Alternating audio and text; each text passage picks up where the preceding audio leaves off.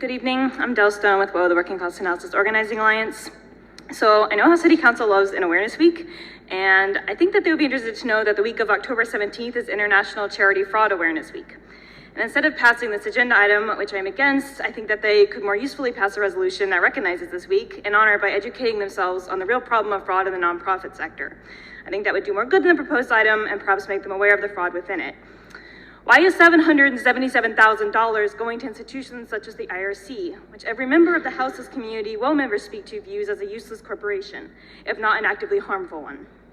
Where is this $275,000 to the IRC actually going, besides towards the six-figure salary that Executive Director Christina Singleton takes home? Why is the IRC getting more money than even institutions that actually provide housing? Speaking of those, let's look at one of them, Room at the Inn. This is a fundamentalist organization that imposes its beliefs on those who stay there. When you check in, you're forced to sign paperwork agreeing to policies such as enforced prayer at nightly dinners. You can only leave for approved housing or doctor's appointments, and you have to check out every time. You cannot even have basic items such as lighters. And if you become pregnant, you have to sign paperwork saying that if you decide not to keep the baby or the staff deem you unfit, then you have to give the baby to a Christian organization for an adoption. You essentially have to trade your child for shelter.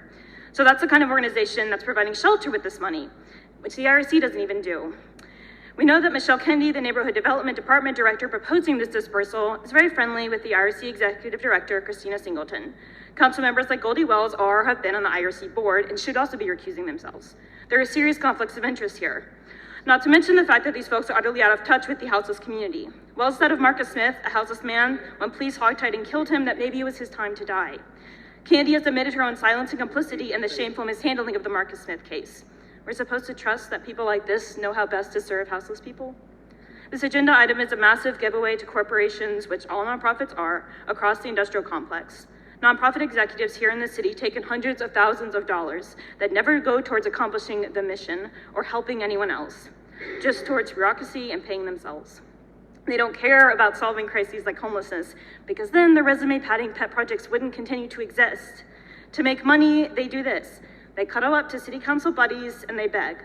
But when someone who's homeless asks for money, they're a freeloader. They're a criminal. The actual criminals are the ones who take grant money like this from people in need to line their own already gilded pockets. Thank you.